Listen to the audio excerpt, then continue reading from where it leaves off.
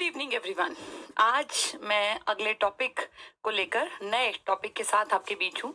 कल हम लोगों ने कंप्लीट किया था मॉडर्न हिस्ट्री का एक इम्पॉर्टेंट चैप्टर, जिसमें हमने जाना था कि किस तरीके से जब विदेशी भारत में व्यापार करने का टारगेट बना के आए और धीरे धीरे इंडिया के अलग अलग प्रांतों में इलाकों में हावी होने लगे, तो उस टाइम इंडियन जो राजा थे या प्रांत के हेड थे या सूबेदार थे या दीवान थे, वो क्या कर रहे थे। तो कल हमने पूरी कहानी कंप्लीट कर ली थी। मराठों को लाकर हमने एंड किया था चैप्टर का, और स्टार्टिंग हमने की थी कि किस तरीके से धीरे धीरे धीरे बंगाल सबसे पहले आजाद हुआ था, स्वतंत्र हुआ था 1707 में।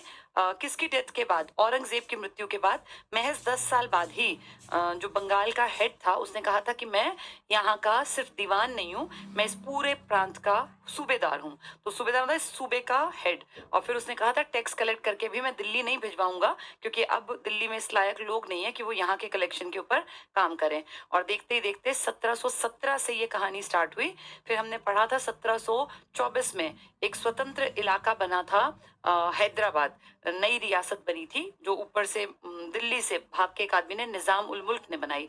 पर जल्दी ही इन सब पे कंट्रोल कर लिया ब्रिटिश ईस्ट इंडिया कंपनी ने। और अगर निजामों से थोड़ा सा उल्टी तरफ चले तो मराठों का और मैसूर का बहुत बड़ा इलाका था।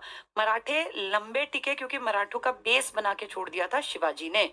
लेकिन मैसूर की अगर बात करूं तो इनका कोई बैकग्राउंड तो बहुत स्ट्रांग था नहीं, बड़े ही नॉर्मल से परिवार से निकले थे हैदर अली, और एक सैनिक के रूप में भर्ती हुए, फिर सेना नायक बने, सेनापति बने, और फिर वहां से उन्होंने अपना काम धाम एक स्वतंत्र शासक के रूप में स्टार्ट किया। लेकिन इनके खानदान की अगर बात करें तो सिर्फ दो ही नाम इंपॉर्टेंट हैं, एक हैदर अली का और एक इनके बेटे टीपू सुल्तान का।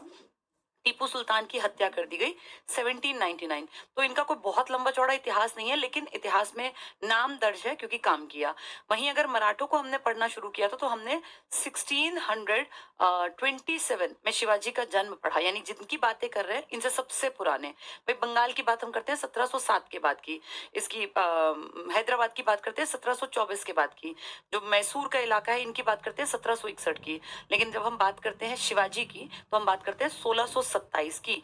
इसीलिए मराठों की कहानी हमने 4-5 दिन तक पढ़ी, क्योंकि वो बहुत पुराने जमाने से थे ना, तो उतने साल तक उनका पुराना प्रशासन, न्याय व्यवस्था, उनके घर परिवार के लोग, फिर कैसे पेशवाई अपने आप में अपने चरम पर पहुंची, फिर कैसे माधवराव के बाद उनका डिक्लाइन पीरियड स्टार्ट हुआ। तो इसलिए मराठों में सबसे ज्यादा समय लगा, क्योंकि मराठे अंग्रेजों से लड़ने से पहले अपने आप में बहुत ताकतवर थे। और मराठे एक ऐसा जमाना था जब अहमद शाह अब्दाली भारत पे अटैक करने आया तो ये महाराष्ट्र से उठ के पानीपत में कि ये पूरी बेल्ट हमारी है, हम बाहर वालों को आने नहीं देंगे। फिर उसके बाद भी हमने देखा था माधवराव ने काम संभाला दोबारा से जाटों में और इन सब में अपना एक दबदबा बनाया। लेकिन फिर टीबी के क्षय रोग के चलते वो लंबा टिक नहीं पाया, धीरे धीरे करके ये चीजें डिक्लाइनिंग मोड पर आई। आंगल मराठा युद्ध हुए 3, और उसमें मराठों में आपस की कलह कलेश, क्योंकि पेशवाओं के सामने फिर ये 5 परिवार बन गए थे, होलकर, सिंधिया, गायकवाड़, भोसले और एक पेशवा। पेशवा मेन पूना में रह गए थे, बाकी सब ये एमपी, महाराष्ट्र, गुजरात की बेल्ट तक फैल गए थे। इनके आपसी कलेश का फायदा अंग्रेजों ने उठाया और आंगल मराठा युद्ध 3 बार हुए। पहला 1875 से और 1882, फिर इन्होंने दीर्घकाल की संधि कर ली। फिर 1803 में और 5 के बीच में लड़ाई झगड़े, उसमें फिर 1817-18 में फाइनली सारा मराठा इलाका, जो 1627 में जन्मे एक लड़के ने बनाया था, सारा बैकग्राउंड तैयार किया था, वो 1817 में, यानी 200 साल में, 190 साल में पूरे का अंत हो गया। अंत का मतलब था हाथ में आ गया अंग्रेजों के। तो 200 साल सरवाइव करना बहुत टफ काम है किसी भी एक वंश के लिए। उस अकेले का वंश नहीं चला, लेकिन पेशवा भी तो कहीं ना कहीं उनसे संबंधित थे। उस हिसाब से देखें तो मैसूर वाले ज्यादा लंबे नहीं टिके, 1761 से लगा लो 1799 तक। इसका मतलब इनका टोटल टाइम पीरियड 40 साल का भी पूरा नहीं है। लेकिन अगर मराठों को देखें 1627 में शिवाजी के जन्म से लेके और 1817-18 तक, तो वहां तक लगभग क्योंकि शिवाजी 11-12 साल के थे तब से महाराष्ट्र पे उनका कंट्रोल था, इसलिए मराठों का टाइम पीरियड हमने थोड़ा लंबा डिटेल में पढ़ा। फिर हम ऊपर तक घूम के आए थे, जो अपने सुकर चकिया मिसल के थे ना महाराजा रणजीत सिंह, 1839 में इनकी डेथ, और अगले 10 साल में आंगल सिख युद्ध लड़के 2 युद्धों में इनके अंदर इंटरनल जो कलेश था उसका फायदा उठा के अंग्रेजों ने इन पे भी धाक जमा ली। यानी अब तक कहानी जो आपकी समझ में आनी चाहिए कि बाहर से विदेशी व्यापार करने का टारगेट बना के पीडीईडीएफ कंपनियां आई, और फिर उसी टाइम पर पीडीईडीएफ जब अपने पैर जमा रही थी तो हमारे इंडिया में भी लोग अपने आप को स्वतंत्र बना रहे थे, क्योंकि औरंगजेब गया था मर। उस स्वतंत्रता के ऊपर कैसे इन लोगों ने अपना कंट्रोल जमाया, वो कहानियां हम पिछले 5-6 क्लासेस से लगातार पढ़ रहे थे। ठीक है, अब ये चैप्टर यहाँ क्लोज हो गया था कल। आज उसी से अगला चैप्टर पढ़ते हैं। जब ये सब चल रहा था, अंग्रेजों ने आपको पूरी तरह इंडिया को अपने कंट्रोल में कर लिया, क्योंकि उन्होंने प्लासी और बक्सर के बाद बंगाल कंट्रोल में कर लिया, आंगल मैसूर के बाद मैसूर कंट्रोल में आ गया, आंगल मराठा के बाद मराठा कंट्रोल में आ गए, और मराठों से ही संधि करके हरियाणा की बेल्ट भी इनके पास चली गई। फिर 1849 में इन्होंने पंजाब की बेल्ट, यानी अगर देखो पूरे मैप को ध्यान से, मैप में अगर नजर डालो तो पंजाब से लेके ऊपर, पंजाब से लेके और इधर बंगाल तक, बंगाल से फिर हैदराबाद, हैदराबाद से साइड मुड़ जाओ तो ये अपना मैसूर, थोड़ा सा ऊपर चलो मराठे, और फिर ऊपर चलो तो ये बस इसको छोड़ दो, जो ये राजपूत वाले इलाके थे ज्यादा उतना नहीं है इनका, लेकिन बाकी सब कुछ इनके कंट्रोल में था। और देख लो पूरा भारत इनके पास। अब ये भारत को पूरी तरह से एक्सप्लॉइट कर रहे हैं, परेशान कर रहे हैं। हमारे देशी राजाओं को इन्होंने जीना हराम कर रखा है, या तो उनसे टैक्स लेते हैं बहुत ज्यादा, या उनको खत्म कर देते हैं। तो इसी परेशानी में, दुख में, अब हम लोगों का जब ये दुख असहनीय हुआ, जब घाव बहुत ज्यादा जख्म अंदर तक पहुंच गया, तो हम लोगों ने अगला चैप्टर जो हम पढ़ेंगे, जिसे हम कहते हैं विद्रोह कर दिया या क्रांति कर दी। तो एक बैकग्राउंड आपकी समझ में आ गया कि कैसे इंडियंस को जगह जगह जगह पे अपनी ही कमजोरियों का कहीं ना कहीं शिकार होना पड़ा, और एक पृष्ठभूमि तैयार हो गई थी गुस्से की, एक ईर्ष्या की, जलन की, एक इरिटेशन की, कि भाई हमारे घर में ये विदेशी आके क्यों बैठ गए। जो पहले सिर्फ आपसी कलह कलेश थी, ठीक है, मैं ये नहीं कहती कि हम बड़े समझदार थे, हमारे लड़ाई झगड़े बहुत होते थे, बहुत ज्यादा, इंडियंस के आपस के कलह कलेश बहुत ज्यादा थे, और इतनी अति थी कि जब विदेशी अब्दाली से लड़ने महाराष्ट्र से उठ के पेशवा ने अपने बेटे को भेजा, तो इंडिया के बहुत सारे लोग अब्दाली की मदद कर रहे थे, उसको खाने का सामान मिल रहा था, लेकिन यहाँ मराठों को खाने की दिक्कत नजर आने लगी थी। कहीं ना कहीं हमारी कमजोरी थी, और उसी कमजोरी का फायदा अंग्रेजों ने उठाया, और अंग्रेजों ने भारत को पूरी तरह अपने कंट्रोल में कर लिया। कंट्रोल में करने से दिक्कत नहीं है, अगर कोई कंट्रोल में करके आपका भला करे, आपसे पैसे ले लेकिन बदले में आपको सुविधाएं दे। दिक्कत क्या थी, जिसने ये सब काम किया जो हम पिछले 15-20 दिन से पढ़ रहे हैं, ये काम सब एक कंपनी ने किया था, और ये कंपनी जो थी ये थी British east India company. Company हमेशा प्राइवेट होती है, और प्राइवेट कोई भी हो बेटा, अगर आप भी होते, मैं भी होती, तो मैं इनका दोष नहीं दे रही मैं इनको। कोई भी इंसान जब प्राइवेट काम करता है तो ऑब्वियस सी बात है कि वो प्रॉफिट के लिए काम करता है। कोई भी आदमी पर्सनल अपने प्रॉफिट को देखकर ही बिजनेस में आता है। अब तुम अपने आप को ही देखो, कल को तुम अगर एक दुकान खोलते हो, मान लो तुमने एक परचून की दुकान खोली, कोई कोई बड़ा शोरूम खोला, तो 100% तुम क्या चाहोगे, इसको पर्सनली सोचे देखो, प्रॉफिट नहीं होगा तो क्या तुम दुकान चला लोगे? क्या तुम मुफ्त में, कोई गरीब 10 लोग रोज सुबह तुम्हारी दुकान पे आ जाएं कि भाई हमें 1 किलो ये साबुन सर्फ दे दो, एक हमें नहाने का साबुन दे दो मुफ्त में, भाई हम गरीब हैं, तो तुम कितने दिन दान कर पाओगे? इसी चीज को सोच के देखो कि कितने दिन दान करोगे, कोई नहीं कर सकता ना बेटा। ऐसे ही कंपनी थी, कंपनी यहाँ आई थी प्रॉफिट कमाने। अब आपके देश में कलह कलेश है, ये हम अपने मजबूरी मान लें, अपनी नासमझी मान लें, कंपनी को तो प्रॉफिट कमाना था। कंपनी जितने बड़े एरिया पे अपना काम करेगी उतना मोटे कमाई करेगी, तो कंपनी ने अपने प्रॉफिट पे पूरा ध्यान रखा और आपसे पैसा कमाया, आपके एरिया से अलग अलग से टैक्सेस लिए। टैक्स लेती सरकार आज भी है, लेकिन टैक्स के बदले सरकार जनता के लिए बहुत अच्छे अगर रोड्स बना देती है, जनता के लिए अगर ट्रांसपोर्ट के साधन कर देती है, जनता के लिए अगर हॉस्पिटल बना देती है, जनता के लिए अगर टाइम टू टाइम बढ़िया बढ़िया स्कूल्स कॉलेजेस यूनिवर्सिटी खोल देती है, तो इन सब में जनता का पैसा कम लगेगा, सरकारी अस्पताल में पैसा कम लगेगा, सरकारी स्कूल में पैसा कम लगेगा। जो चीजें सरकारी होती हैं ऑब्वियस सी बात है उसमें ज्यादा महंगा पे नहीं करना पड़ता, लेकिन ये पे हम पहले ही कर देते हैं टैक्स के फॉर्म में। अब प्रॉब्लम ये थी कि BAIC अपने प्रॉफिट से मतलब रखती थी, तुम्हारे टैक्स को वो अपने प्रॉफिट के रूप में यूज करती थी। वो तुम्हारे लिए ज्यादा रोड ट्रांसपोर्ट या स्कूल या ये क्यों बनवाएगी? अगले प्राइवेट कंपनी कंपनी वाले हैं, क्यों तुम्हारा भला करेंगे? भला नहीं करने के कारण एक्सप्लॉयटेशन बढ़ता गया और फिर एक ऐसा टाइम आया जब ये अति हो गया, बहुत ज्यादा अति। जब किसी देश में ना बेटा, जैसे कोई परेशान होता है, तो परेशान होने की भी ना स्टेजेस होती हैं। जैसे सबसे पहले अगर इनको देखें, बीईआईसी के खिलाफ हम सबके मन में इतनी नेगेटिविटी क्यों भरी? इसका क्या कारण था? सबसे पहले आम जनता दुखी हुई। आम जनता कैसे? आम जनता को दिक्कत होती है जब अगर उसके टाइम पर टैक्सेस बहुत बढ़ जाएं और चीजों की कीमत बहुत बढ़ जाए, महंगाई बढ़ जाए। अगर महंगाई अगर घर में रहता है तो सबसे सस्ता किराया भी 4-5 हज़ार रुपए है। बिजली का बिल इस्तेमाल बिल्कुल भी नहीं करेगा, पंखा कूलर तो चलाएगा ना, एसी ना चलाए, उसका बिल ही महंगा आता है। पानी का बिल अलग आता है, फोन के बिल अलग आते हैं, दूध का बिल अलग। भाई कितना भी कम करेगा, अगर 2 बच्चे हैं तो कम से कम भी आधा 1 लीटर दूध तो लेना पड़ेगा ना। अब बिल्कुल सूखे कैसे मरेंगे? तो ये मान के चलो कि इसका तो महंगाई के चलते इसका तो बड़ा मुश्किल हो गया है, चीजें इकट्ठी करना, कुछ खरीदना, अपना घर चलाना, पेट भरना ही मुश्किल है। तो जनता दुखी होती है जब टैक्सेस भी ज्यादा हो और महंगाई लगातार बढ़ती जाए, चीजों की कीमत ज्यादा हो। दूसरी चीज, आम जनता के अलावा इस आम जनता में से ही एक कम्युनिटी होती है किसान। ये भी बहुत दुखी हो जाते हैं। कब? जब खेती के लिए सरकार कोई स्टेप अच्छा ना ले। जैसे आज अगर देखें तो हमारी जो किसान बंधु थे, याद करो उन्होंने कुछ साल पहले, अभी 2-2.5 साल पहले, किसानों ने ना वो जो काले कानून कह रहे थे कि भाई खेती के काले कानून क्यों लेकर आए, कृषि कानून नहीं, द्रौपदी ये अपना रामनाथ कोविंद जी ने सिग्नेचर कर दिए थे उनके खिलाफ। फिर दिल्ली के बाहर के बॉर्डर्स पे बैठ गए थे, यूपी की तरफ से, हरियाणा की तरफ सब ब्लॉक कर दिया था दिल्ली पूरी तरह इन्होंने, कि बाहर से अंदर कोई जा ही ना पाए।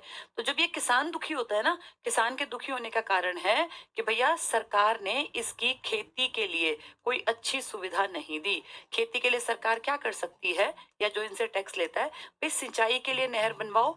अब नहर कोई पर्सनल थोड़ी ना खोद सकता है, कोई किसान की नहर बनवा ले। नहर बनवाना किसकी जिम्मेदारी थी? पुराने जमाने में राजाओं की, क्योंकि राजा टैक्स लेते थे, जो चीज चाहिए वो आ ही नहीं रही है। तो लोग परेशान थे, किसान बहुत दुखी थे। टैक्स ज्यादा देना पड़ता था। अगर उसने 100 बोरी गेहूं पैदा किए हैं तो 25, 30, 35 उठा के ले जाएंगे ये मुफ्त में। उसके बदले उसके आसपास, खेतों के आसपास कोई सिक्योरिटी नहीं, उसके लिए कोई नहर नहीं, उसको सिंचाई की सुविधा नहीं, उसका पूरा परिवार मर रहा है, खप रहा है, तब 100 बोरी। मान लो उसके 4-5 लड़के हैं, उनकी बहुएं हैं, वो हस्बैंड वाइफ हैं, 10 लोग मिलके 4 खेतों में से अगर 100 बोरी अनाज निकाल रहे हैं, तो अंग्रेज आते और कहते हैं इनमें से 35 बोरी हमारे यहाँ रख दो। तो सोचो उनके पास तो 65 बच गई। उस 65 में उनको बेचना भी है, क्योंकि और तो कोई साधन नहीं है ना, नौकरी तो है नहीं, कोई बिजनेस तो चलते नहीं। उस 65 में से उनको बेचना भी है, पूरे साल का खर्चा अपने घर का भी रखना है, और अगर इतना मेहनत करते हैं तो घर में भैंस भी पालनी पड़ती होंगी, वो भैंस भी खाएगी। तो इसका मतलब है कि किसान को तो कुछ बचेगा ही नहीं। किसान बहुत ज्यादा दुखी थे, बहुत ज्यादा परेशान। ठीक है, तो आम जनता, किसान। तीसरे इसमें जो लोग दुखी थे, वो लोग थे जो इनकी सेना में थे, यानी सैनिक, लेकिन ये सैनिक भारतीय थे। अब ये क्यों दुखी थे? ये तो जॉब करते थे, इन लोगों को सैलरी मिलती थी। ये इसीलिए दुखी थे क्योंकि जिस जॉब पे ये थे, उसी सेम जॉब पे अगर एक अंग्रेज सैनिक था तो उसकी बहुत जल्दी पदोन्नति होती, उसको बहुत जल्दी, जैसे मान लो कांस्टेबल है तो तुरंत से कुछ सालों में ही, कुछ महीनों में ही हेड कांस्टेबल बन गया, एएसआई बन गया, एसआई। मैं आपको एग्जांपल दे रही हूँ, तब ये पोस्ट नहीं होती थी। तो हमारा अगर भर्ती हुआ है ना कांस्टेबल, तो 10-20 साल तक कांस्टेबल ही रहेगा। अब उसी रैंक पे रहेगा तो सैलरी ज्यादा नहीं बढ़ेगी, फिर रैंक बढ़ेगा तभी तो सैलरी ज्यादा बढ़ेगी स्पीड से। तो भारतीय सैनिक दुखी थे कि सेम जॉब कर रहे हैं लेकिन हमारी सैलरी नीचे है, और उन लोगों की जो हमारे साथ लगे थे उनकी सैलरी हमसे कई गुना बढ़ गई है। अगर कभी आपस में जवान लड़के थे फौज में, अगर आपस में बहसबाजी हो गई, तू मैं हो गई, तो अगर किसी इंडियन ने अंग्रेज को, सैनिक को थप्पड़ मार दिया, तो उसको तो बहुत सख्त सजा मिलती थी, कोर्ट मार्शल और बहुत नुकसान, काफी सारी पिटाई विटाई। और अगर सेम कंडीशन किसी अंग्रेज सैनिक ने हमारे इंडियन सैनिक को कुछ बुरा भला बोल दिया या मार दिया, तो कोई एक्शन नहीं, उसको बड़ा लाइट लिया कि इसमें क्या हो गया। जैसे किसी भी एक पोस्ट पे, एक पोजीशन पे जो लोग काम करते हैं, उनके साथ व्यवहार अलग होगा तो ये मन को चुभेगी ना बात। सैलरी कम दे रहे हैं, वो एक सैलरी पे हैं, लेकिन वो जल्दी इनसे ऊपर हो गए तो वो ऑर्डर चलाएंगे। अब जब साथ थे तो चलो बराबरी पर थे, अब वो ऊपर हैं तो ऑर्डर चलाएंगे। उनकी सैलरी ऊंची हो गई, वो इसके साथ बुरा व्यवहार करें तो कोई दिक्कत नहीं, ये कुछ कहे तो इसके खिलाफ कोर्ट मार्शल। यानी सैनिक भी दुखी थे, बहुत परेशान थे। इसके अलावा एक कारण था, भारतीय सैनिक उस टाइम पे ऐसा मानते थे, हम भारतीय समाज मानता था कि कभी भी अपने जीते जी पानी का जो समंदर है, जो ये हमारे आसपास था ना, सी और ये ओशन वगैरह, ये पार नहीं करने चाहिए। ऐसा कहते थे इससे धर्म भ्रष्ट होता है। जैसे आज भी बहुत लोग कहते हैं कि मांस मछली नहीं खाना चाहिए, धर्म भ्रष्ट होता है। लेकिन अगर आप थोड़ा सा डिटेल में हिस्ट्री को पढ़ते हैं ना, एंशियंट हिस्ट्री को, तो आप पाते हैं कि इंडिया में मांस खाने का कल्चर था एक पुराने जमाने में। इंसान मांस खूब बहुतायत में खाता था। ठीक है, बहुत सारे लॉजिक हैं, बहुत सारी बातें हैं, आज हर तरह के लोग हैं। गलत और सही की तो मैं बात ही नहीं कर रही हूँ, लेकिन इस चीज के लिखित में साक्ष्य हैं कि लंबे समय तक वैदिक काल में भी जो है ना जानवर का भक्षण किया जाता था। और जो गाय के नाम में ये अघन्या जोड़ा गया ना, न वध करने योग्य, इसके पीछे का कारण ये भी बताते हैं कि गाय को बहुत ज्यादा मार के खाया जाने लग गया था। तो फिर लोगों को कैसे गाय को काटने से बचाएं, तो इसके शब्द में जोड़ दिया कि अघन्या, ये वध करने योग्य नहीं है। जैसे पीढ़ी दर पीढ़ी दिमाग में डाला गया कि गाय का वध नहीं करना। आज तक देखो जितने लोग हिंदू हैं उनके मन में गाय, चाहे किसी ने नहीं कहा, लेकिन आज भी गाय हम लोगों के लिए पूजनीय है। हम गाय को लात भी नहीं मारते, कारण बचपन से अपब्रिंगिंग का पार्ट है ये। लेकिन ऐसा किसी और धर्म में नहीं सिखाया गया।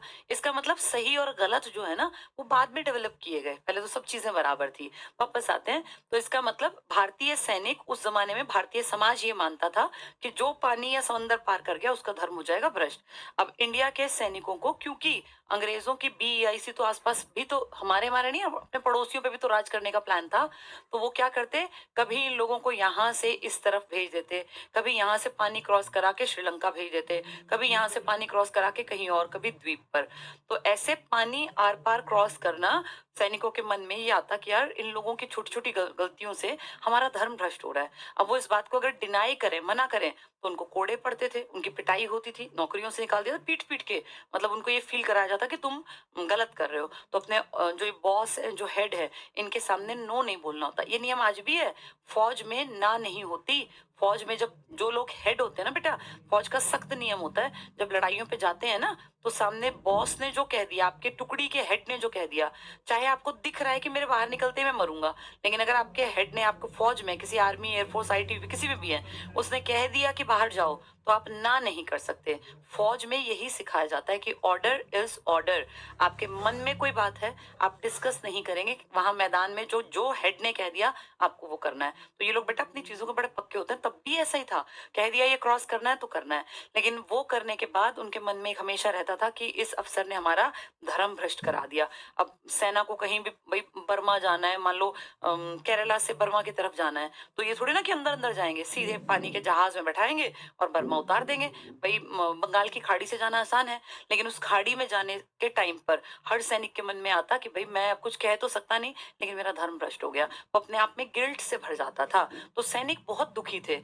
एक तो सैलरी कम मिल रही है, फिर उनके साथ जिनके साथ खटपट कभी कभी हो जाती है, उनके सामने बेइज्जत करते हैं, पैसे देते नहीं, हमारा धर्म भ्रष्ट करा रहे हैं। और इसमें कहीं ना कहीं रोज इनको एक तरह से मरना पड़ता था, मन दुखी होता था। किसान दुखी है क्योंकि उसकी खेती की कमाई तो खा रहे हैं बीईआईसी वाले, लेकिन उसको कोई सुविधा नहीं दे रहे, ना सिंचाई की ना नहर की, बस इसकी खेती खेती खा रहे हैं, इसकी मेहनत खा रहे हैं, खून पसीने की कमाई। आम जनता क्यों दुखी है, तरह तरह के टैक्स लेते हैं, कभी कुछ कहते हैं कभी कुछ, महंगाई लगातार बढ़ रही है, जितनी कमाई थी उस हिसाब से खर्च करने में वो बात नहीं आ पा रही। तो देखो हर तबका दुखी है, आम जनता, किसान, सैनिक, यही तो होते हैं बेटा। अगर ध्यान से देखो तो जनता यही तो है, आज भी तो यही है। आम जनता जो मेरी बातें आप सुन रहे हैं, मैं, हम, आप सब लोग, किसान जो खेतों में मेहनत कर रहे हैं, और सैनिक जो सेना में है। तो देश इसी से तो बनता है। इसके अलावा जो और लोग दुखी थे, उसमें एक कैटेगरी थी जिसको हम कहते हैं कि हमारे देश के देसी जो हमारे राजा थे, लोकल हमारे राजा, देसी रियासतों के जो मालिक थे, मैं राजा लिख देती हूँ, हमारे लोकल राजा जो प्रांतों के हेड थे, कहीं कहीं छोटी छोटी रियासतों के मालिक। ये क्यों दुखी थे, क्योंकि अंग्रेजों ने इनको अपने कंट्रोल में करने के लिए रूल्स बना दिए। आपको दो रूल्स पता होंगे, नहीं पता तो सुन लीजिए। देसी राजाओं को कंट्रोल करने के दो नियम अंग्रेजों ने, बीईआईसी ने बनाए। एक का नाम है हड़प की नीति, डॉक्ट्रेन ऑफ लैप्स, ठीक है, लैप्स की नीति भी कहते हैं। और एक इसमें थी नीति सहायक संधि, इसे कहा जाता है subsidiary alliance, subsidiary alliance. Alliance आप जानते ही हैं, संधि या गठबंधन को बोलते हैं, इसको लैप्स बोलते हैं हिंदी में, हड़प। अब देसी राजा बहुत दुखी थे क्योंकि अंग्रेजों ने दो तरीकों से इनको कंट्रोल करने का अपना प्लान पूरा, मतलब भी ऐसा बढ़िया प्लान किया कि कोई कुछ बोल ही नहीं पाएगा। क्या सबसे पहले नीति क्या बनाई? लॉर्ड डलहौजी के टाइम में एक नीति बनाई गई। डलहौजी कब आया? जब ये 1848, जब ये सारा कुछ ना मैसूर और ये बंगाल और ये अवध और हैदराबाद ये सब जब कंट्रोल में आ गए, तब उस टाइम पे डलहौजी की एंट्री होती है। डलहौजी स्ट्रिक्ट आदमी था। डलहौजी की हड़प की नीति ये थी, डलहौजी ने देखा कि इंडिया में एक रूल है पहले से कि भाई राजा का बेटा राजा बनता था और राजा का ज्येष्ठ पुत्र राजा बनता था। हमारे आज से नहीं, हमारे तो बेटा पूर्वजों के टाइम से पता नहीं कितनी, भाई पांडवों के युधिष्ठिर को राजा राजपाट मिलना था ना, लेकिन राजपाट किसने ले लिया फिर? क्योंकि वो युधिष्ठिर जो थे पांडवों के बेटे थे। बड़ा था धृतराष्ट्र, लेकिन धृतराष्ट्र तो अंधे थे, तो पांडव राजा बना था ना, पांडु जो था, और उसी का बेटे को मिलना था। लेकिन दुर्योधन ने फिर वो कलेश करके, देखो तो इतिहास बताता है कि हमारे यहाँ हमेशा बड़े भाई के बड़े बेटे का हक होता था प्रॉपर्टी पर। ऐसा हर जगह था लगभग इंडिया में। तो इसने क्या किया? इसने देखा इंडिया में कुछ राजाओं के बेटे नहीं है, भाई किसी राजा के पास बेटी है बस। ऐसे तो बहुत सारे एग्जाम्पल थे। हमने देखा था शाहू के पास कहाँ था बेटा, उसके शाहू के परिवार का आता पता ही नहीं है। शाहू जिस दिन मरा उस दिन के बाद से, याद है तुम्हें, संगोला की संधि हुई थी और क्या नाम था इनका, मराठों को कह दिया पेशवाओं ने कि आज के बाद तुम पीछे हो, कहने के हेड हो, असली काम हम करेंगे। तो इस तरीके से अगर किसी राजा का अपना बेटा ना होता ना, तो उसकी प्रॉपर्टी के मालिक कई बन जाते थे। तो इसीलिए इस नीति को इसने देखा और इसने कहा इनकी नीति को इन्हीं के ऊपर नेगेटिव तरीके से लाद देते हैं। तो इसने क्या नीति बनाई कि जिस राजा का अपना खुद का पैदा किया हुआ बेटा नहीं है, कोई भी और उसका उत्तराधिकारी हम नहीं मानेंगे। भाई तुम कौन हो मानने वाले? हमारे राजा, हमारी जमीन, सब कुछ हमारा, लेकिन रूल बना रहे हैं ये। और रूल क्या कह रहा है कि जिस राजा का अपना खुद का बड़ा बेटा नहीं है, उस राजा की संपत्ति के मालिक हम हैं, अंग्रेज हैं। तो देखो हमारी ही बात में हम ही फंस गए ना। यानी अगर इन्होंने ये अपने देश में अगर देखे, इनके में तो लड़का लड़की बराबर थे, लेकिन हमारे देश में कहीं ना कहीं ये जो विचारधारा वैदिक काल से चली आ रही थी ना कि पुत्री जन्म को अच्छा नहीं मानते, इसने उसी का फायदा उठा लिया और इसने हमारे ऊपर नियम थोप दिया कि किसी राजा का अगर बड़ा बेटा नहीं है, उसका उत्तराधिकारी नहीं है, तो उसके मरते ही उसकी प्रॉपर्टी हमारी प्रॉपर्टी बीआईसी की, इस प्रॉपर्टी में कई चीजों को खा गए। आपको रानी लक्ष्मीबाई की कहानी याद होगी। रानी लक्ष्मीबाई जब अपने ससुराल गई झांसी, तो उनके जो पति देव थे वो, उनकी तबीयत काफी खराब रहती थी और कहते हैं कि रानी झांसी का लक्ष्मीबाई का एक बेटा भी हुआ था। अब बहुत सारी बातें, कोई कहता है कि उसको उसके चाचा ने ही जहर दे दिया, ईश्वर ही जाने क्या हुआ क्या नहीं हुआ, लेकिन वो बच्चा बहुत यंग एज में ही मर गया। उसके मरने के बाद रानी झांसी को लगा कोई बात नहीं, क्योंकि एक बेटा मर गया तो उस टाइम तो नॉर्मल बात थी कि 5-7 बेटे जो थे राजाओं के हुआ करते थे, लेकिन उसके बेटे के मरने के कुछ दिन बाद ही उसके हस्बैंड भी मर गए। अब रानी झांसी विधवा हो गई और बेटा है नहीं, तो इसका मतलब अब प्रॉपर्टी हड़प नीति के अकॉर्डिंग किसके हाथ में जाएगी? बीआईसी के। रानी झांसी ने एक बच्चा उत्तराधिकारी बनाया अपना, अपने ही घर परिवार में से, और कहा कि क्या हुआ अगर मेरा अपना बेटा नहीं है, और क्या हुआ अगर पति भी नहीं है? भाई इस एरिया की मालकिन मैं हूँ, लीगली तो मैं ही हूँ, कानून तो भाई पति अगर नहीं है तो उसकी संपत्ति का हक किसका होता है? पत्नी का। ये तो आज भी है, पहले भी था, हमेशा से रहा। अब जिसको वो चाहे बैठा दे। आपको याद है राजा राम जब मरा, शिवाजी का छोटा बेटा, तो उसकी पत्नी ताराबाई ने शिवाजी सेकेंड ही तो बैठा दिया था। भाई काम तो खुद करती, 4 साल का बच्चा क्या काम करता?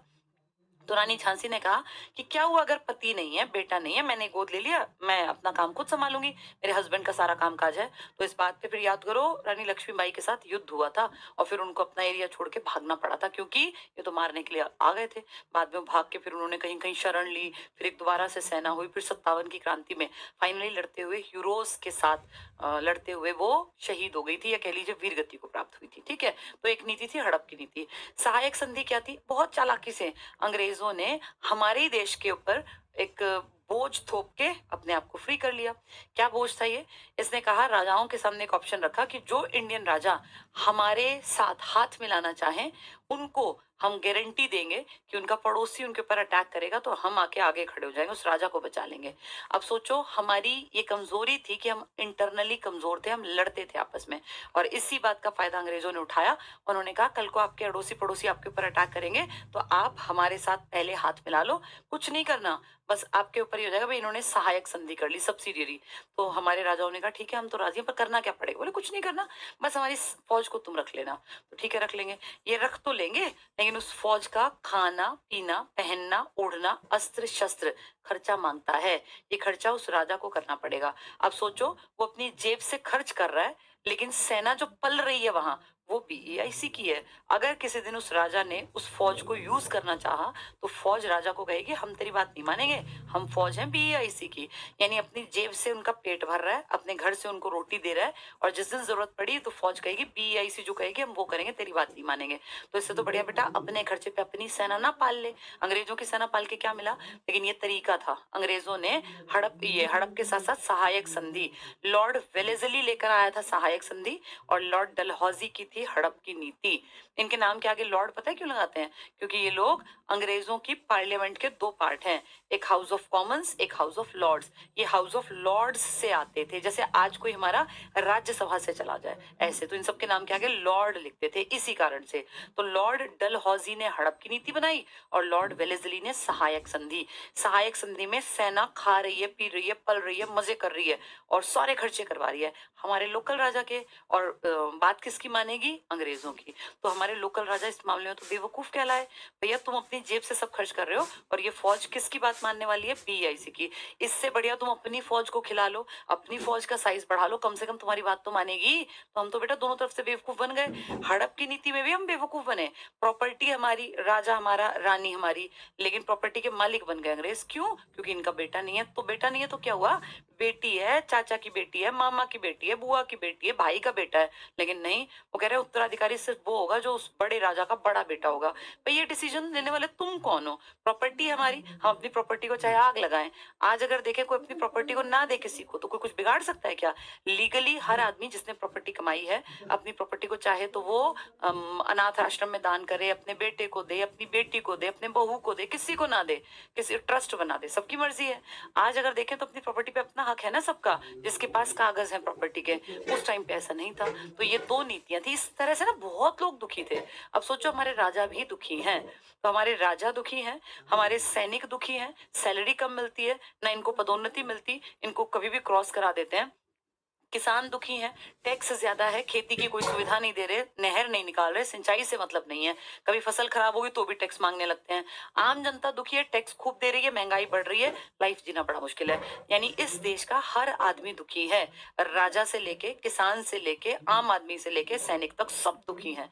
जब सब दुखी होते हैं ना बेटा, तब फिर क्रांति करनी पड़ती है। क्योंकि अगर हर कम्युनिटी दुखी है तो उसका रिजल्ट कहीं ना कहीं सोसाइटी में नेगेटिव तरीके से बाहर आएगा। इसीलिए हम सबने मिलके जब सभी दुखी हो गए तो हम लोगों ने धीरे धीरे धीरे प्लान किया कि इस बीईआईसी को हमें उखाड़ के फेंक देना है। अब इसमें ये सब तो बैकग्राउंड में चल रहा था। इस बैकग्राउंड को एक कारण ने भड़का दिया। किसने? आप सबने सुना होगा, एनफील्ड नाम की एक राइफल आई थी इस टाइम पर नई। जैसे रॉयल एनफील्ड हमारी बुलेट जिसको बोलते हैं, बाइक होती है, उसी नाम की एनफील्ड नाम की एक राइफल आई थी नई, जिसमें कि कारतूस लगाने से पहले, जैसे गोली मान लो, कोई उसका खोल हटाना पड़ता है बाहर का कवर, तो एनफील्ड राइफल को लोड जब करते थे तो उसमें जो कारतूस इस्तेमाल करते थे, जो उसमें भाई एक्सप्लोजन के लिए, उसके ऊपर कहते हैं एक ऐसा खोल लगा होता था। किसी ने एक खबर फैला दी कि ये जो खोल है ये गाय और सुअर की चर्बी से बना है। अब गाय और सुअर, हिंदू और मुसलमान से सीधा संबंध हो गया, क्योंकि हिंदुओं के लिए गाय पूजनीय है और सुअर जो है उसको वो लोग खाना गलत मानते हैं मुस्लिम। तो सीधा संबंध इसका रिलीजियन से कर दिया और ये फैला दी आग की तरह खबर कि जिसको तुम ये मुंह से काटते हो ना और अपने कारतूस में तुम भरते हो अपनी एनफील्ड, रॉयल एनफील्ड राइफल में, इसमें गाय और सुअर की जानबूझ के अंग्रेजों ने चर्बी लगाई है ताकि तुम्हारा धर्म भ्रष्ट हो। पहले से ही हम दुखी थे क्योंकि हमारा धर्म भ्रष्ट, हमें लगता था समुद्र पार किया धर्म भ्रष्ट हो गया। फिर अंग्रेजों ने 1-2 नियम और भी बना रखे थे। इन्होंने कहा जितने लोग सेना में हैं वो डेली शेव करेंगे। जैसे कोई भी, आपने देखा दाढ़ी वाले लोग आर्मी, एयरफोर्स, नेवी में नहीं मिलेंगे आपको। इनके लिए कंपलसरी होता है सुबह उठ के अपनी शेव करना, हमेशा सूटेड बूटेड और ढंग से रहना। तो ये जो फौजी बंधु थे ना, इन सबको इन्होंने कहा कि क्या तुम ये कानों में बालियां पहनते हो? हमारे हिंदू कल्चर में, सनातन धर्म में पुराने टाइम में देखो सब लोग बाली पहनते थे। आदमी भी आभूषण के शौकीन थे, औरतें भी, बूढ़े भी, जवान भी। तो इनके कानों की बालियां उतरवा दी। बालियां उतरवा दी कोई बात नहीं, माथे पे ना हमारे यहाँ पुराने टाइम से चंदन का लेप करते थे और इनका लेप बंद करवाया कि फौज में नहीं चलेगा ये। तो सोचो धर्म के ऊपर धीरे धीरे धीरे ये मार कर रहे हैं, क्योंकि धर्म कहीं ना कहीं, जैसे सुबह उठ के कोई इंसान भाई भगवान का नाम लेता है, तिलक लगाता है, तो उसको थोड़े ऐसा positive energy, divine power feel होती है। इन्होंने वो सब हटवा दिया। अपने चर्च में जाते हैं, लेकिन हमारे जो हिंदू धर्म के कल्चर का हमारा पार्ट था वो हटवा दिया। तो वो मन में ना एक नेगेटिविटी थी हमारे इंडियंस के, कि हमारी बाली नहीं पहनने देते, और हमारे जो है शेव जो है वो कंपलसरी कर दी। अब जैसे मुसलमानों को भी शेव करना कंपलसरी, इस तरह के नियम बना दिए। हम दुखी थे इनसे, हमें लग रहा था हर घड़ी ही हमें दुखी कर रहे हैं, हर तरफ से हमें परेशान कर रहे हैं। तो सबका असर ये हुआ कि एक कारण ने फिर ये पूरी जो बैकग्राउंड तैयार था ना, इसमें आग लगा दी। ये थी एनफील्ड राइफल में जो भरा जाता था कारतूस, उस पे जो चर्बी लगी होती थी, जो उसका कवर था, ये कह दिया वो बना हुआ है गाय और सूअर की चर्बी का। अब ये जो सूअर है, ये है मुसलमानों को खाना, ये हराम मानते हैं, मतलब गलत मानते हैं। और हिंदुओं में गाय को काटना, गाय को मारना गलत मानते हैं। तो ये दोनों धर्मों के ऊपर जानबूझ के एक होता है ना कि परेशान करना, ये बात आग की तरह फैल गई। और इसे कहते हैं कि ये तात्कालिक कारण था, ये सबसे बड़ा कारण था उस टाइम का, जिस कारण अंबाला के सारे सैनिक इकट्ठे हुए और सबने कहा कि कल, बस आज हमने प्लान कर लिया, कल हम लोग अंबाला में, इनकी बड़ी सी छावनी थी, अभी भी है ना अंबाला कैंट, तो अंबाला में इनका छावनी थी, कि सुबह जब ये सारे अंग्रेज ना चर्च जाते थे अपने जीसस क्राइस्ट की पूजा करने, वहां जाके प्रेयर्स करते, इनका टाइम फिक्स था, 9:30 बजे या 10 बजे जाते थे। तो सारे इंडियंस ने प्लान किया कि जैसे ये चर्च में जाएंगे, आधा घंटा कम से कम लगाएंगे, उस बीच में हम लोग जो है ना जाके इनकी सारी अस्त्र शस्त्र है, ये राइफल और ये सब, हम लोग वहां से उठा लेंगे और एक तरह से इनके खिलाफ विद्रोह कर देंगे। तो ये प्लान हुआ। पर शाम को एक सैनिक था श्याम सिंह, उसने ये जाके वहां बता दिया कि हम सुबह जो है ऐसा करने वाले हैं, ये है वो है। अंग्रेज थोड़े अलर्ट हो गए, अगले दिन वो नहीं गए। नहीं गए तो हम लोग अटैक नहीं कर पाए, हम वहां से शस्त्र छीन नहीं पाए, हमारी वो क्रांति की प्लानिंग फ्लॉप हो गई। लेकिन क्रांति स्टार्ट हुई उसी से 1-2 दिन के बाद, मेरठ में सैनिकों ने ऐसा ही किया। उन्होंने शस्त्रागार को लूट लिया, जहां शस्त्र रखे थे, बंदूक और ये सब चीजें, और लूट के जो बड़े बड़े अफसर थे इनका मर्डर कर दिया। और 300 सैनिकों की एक टुकड़ी जो ट्रेंड थी, डिसिप्लिन थी, वो अपना पैदल पैदल चल पड़ी रोड्स के थ्रू। कहाँ? दिल्ली। और दिल्ली क्यों? क्योंकि दिल्ली में जाके बहादुर शाह जफर को कहना था कि हमने बगावत कर दी फिरंगियों के खिलाफ, आप हमारे लीडर हो और आप पूरे देश में फरमान भेजो। याद है तुम्हें मूवीज में ऐसे 2 डंडे से होते हैं, उनके बीच में ऐसे सेटिन का कपड़ा होता है, फिर उसको राजा के पास गोल गोल करके ले जाते हैं, फिर राजा के सामने खोल के एक आदमी पढ़ता था। इसको बोलते हैं शाही फरमान। तो ये दिल्ली गए और दिल्ली पहुंच गए अगले ही दिन। इन्होंने जाके राजा को कहा, बादशाह बहादुर शाह जफर को, कि सर आप पूरे देश में राजाओं को फरमान भेजो, आप भारत के बादशाह हो, आपकी बात सब मानेंगे, कोई नहीं टालेगा, और आपका वो क्रांति की शुरुआत कर दी और मैं इसको लीड कर रहा हूँ, मैं इसका मेन लीडर हूँ, केंद्रीय नेतृत्व मेरा है। वहां से लेट पोल निकले। अब घोड़ों पे सवार होके अलग अलग डायरेक्शन में जाने लगे आदमी। लेकिन बेटा इन सब में ना समय ज्यादा लगता है। जैसे एक फोन कॉल करनी हो तो कितनी आसान है। अंग्रेजों के पास टेलीग्राफ की सुविधा थी, टेलीग्राफ की सुविधा में, या और भी कई इस तरह की थी कि वो जल्दी मैसेज भेज पाते थे। अब हम लोगों ने मैसेज भिजवाए, लेकिन वो मैसेज भिजवाने में कहीं जल्दी, कहीं लेट, कहीं प्रॉपर मैसेज गया, कहीं अधूरी बात गई, सब बातें गड़बड़ हो गई। और इसलिए हमारी ये क्रांति जो हमने प्लान तो की थी, लेकिन इसमें हम उतना बढ़िया एक होता है ना रिजल्ट वाला, वो वाली बात निकलवा नहीं पाए। और इस सब का नुकसान ये हुआ कि क्रांति तो हमने की, हम शहीद भी हुए, हम लड़े भी, लेकिन उसका नेट रिजल्ट ये आया कि हम अपने देश को आजाद नहीं करवा पाए। और क्रांति के पीछे के इन सब कारणों ने मन में एक नेगेटिविटी भर दी थी अंग्रेजों को लेकर, और सबको लगने लगा था कि अंग्रेज गलत कर रहे हैं, जो कि कर भी रहे थे। ये है 1857 की क्रांति। आज हमने बातचीत की क्रांति क्यों हुई। ये हमने जो जितनी ये मैंने आपको बातें बताई, ये है 1857 की क्रांति के कारण क्या थे। तो कारण था लोगों का अशांत होना। किन लोगों का? आम जनता का। महंगाई लगातार बढ़ी, टैक्स लगातार बढ़े, लेकिन सुविधा नहीं मिली। दूसरी चीज, किसान दुखी थे। क्यों? क्योंकि टैक्स तो बहुत बढ़ गया था, सुविधा के नाम पे उनके गांव में, खेतों में कोई नहर तक थी नहीं, पानी की सुविधा नहीं है। अब जब खूब हो रहा है तो ले जाते हैं उठा के, जब भूखे मरते हैं तब नहीं आते, तो वो दुखी थे। तीसरा क्या बताया? सैनिक दुखी थे। कारण? कभी पानी क्रॉस कराते, कभी माथे पे ये क्यों लगाया, कभी कान की बाली निकालो, तो एक तरह से चैलेंज करते थे रोज रोज कि ये नहीं करना, तुम्हारा धर्म ऐसा है वैसा, तो नेगेटिविटी मन में थी।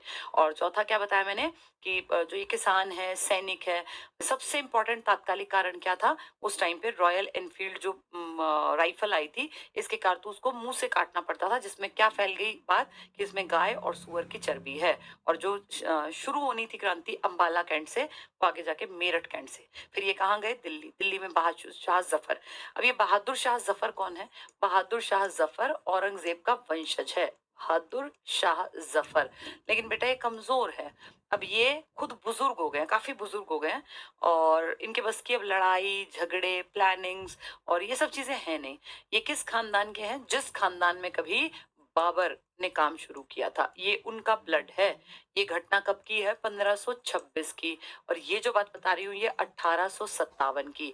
अब इस बात को अगर अपने से तुम सोचो, तुम्हारे खानदान में आज तुम 2024 में हो, तुम्हें ये भी नहीं पता होगा, हम नॉर्मल किस लोगों को पता नहीं होता कि 2024 में जो मेरी इस वीडियो को देख रहे हैं, 1970 में तुम्हारे घर में सबसे बुजुर्ग आदमी कौन थे? हमें याद ही नहीं होगा, क्योंकि 70 के टाइम हो गया। तो 70 के टाइम से अब तुम सोच लो इतने समय तक तुम्हें एक आधे को तो हो सकता है दादा का नाम, दादा का तो खैर पता होता है, लेकिन परदादा के पिताजी कौन थे नहीं पता। हमारे वंश उस तरह के नहीं है ना बेटा, उतना काम नहीं किया। लेकिन आप यहाँ देखना, 1526 से एक खानदान का नाम चला जा रहा है और 1857 आ गया। 1526 से 1626, 1726, 1826 और उसके बाद फिर 57, यानी 300 350 साल तक एक वंश का नाम जिंदा रहना बहुत बड़ी बात है। तो इन लोगों में कुछ तो था, तभी तो ये जिंदा रहे ना बेटा। ऐसे जैसे इतने साल तक अपनी चीजों को सस्टेन करना ये छोटी बात नहीं है। बहादुर शाह जफर कमजोर थे और अपनी प्रॉपर्टी के मालिक भी नहीं रह जाते, क्योंकि अंग्रेजों ने इनके पास लिख के लेटर भेज दिया था। एक तरह का वो था कि भैया हम चैलेंज कर रहे हैं, आप लास्ट बादशाह हैं, लिखित में था। आपके बाद आपकी पीढ़ी का कोई भी आदमी, बेटा पोता, बादशाह नहीं कहलाएंगे। इनसे वो पद छीन लिया जो बाबर ने अपने आप को दिया था कि मैं बादशाह हूं और मेरा वंश बादशाह कहलाएगा। तो सोचो 1526 में जिस आदमी ने बादशाह शब्द का इस्तेमाल किया, वो छिन गया इनसे। और फिर इनको कहा कि जिस लाल किले में तुम ये मौज से रह रहे हो ना, जो शाहजहां ने बनाया था, इसको खाली कर देना, ये BEIC की प्रॉपर्टी है। ये कैसे है तुम्हारी प्रॉपर्टी? है तो शाहजहां ने बनवाया था। लेकिन नहीं, बस कह दिया ऑर्डर है। तो ये सब चीजें कहीं ना कहीं एक नेगेटिव रोल प्ले कर रही थी। और 1857 में इसीलिए बहादुर शाह जफर के पास, क्योंकि कोई ऑप्शन नहीं था, अब इस घर को छोड़ के कहाँ जाएंगे? इन्होंने तो कोई महल बनवाए नहीं थे, सब चीजों पे कब्जा BIC ने कर लिया। तो फाइनली इन्होंने कहा मेरे पास दो ऑप्शन है, या तो मैं अंग्रेजों की बात मान के यहाँ से बेघर हो जाऊं, भैया दर दर भटकूं, या फिर लड़ लूं। लड़के क्या होगा? मुश्किल है जीतना, लेकिन कोई बात नहीं भाई, इतिहास में कहा तो जाएगा। जफर ने हामी भर ली, कुछ लोग कहते हैं प्रेशर में किया, जैसा भी किया हो। फाइनली जफर पकड़े गए और इनके बेटे इनके पोते इनके सामने सर कलम करके थाल में सजा कर लाए गए और इनको जिंदा छोड़ दिया और कहा कि इनको मारते नहीं है, अपने आप तड़प तड़प के मर जाएंगे।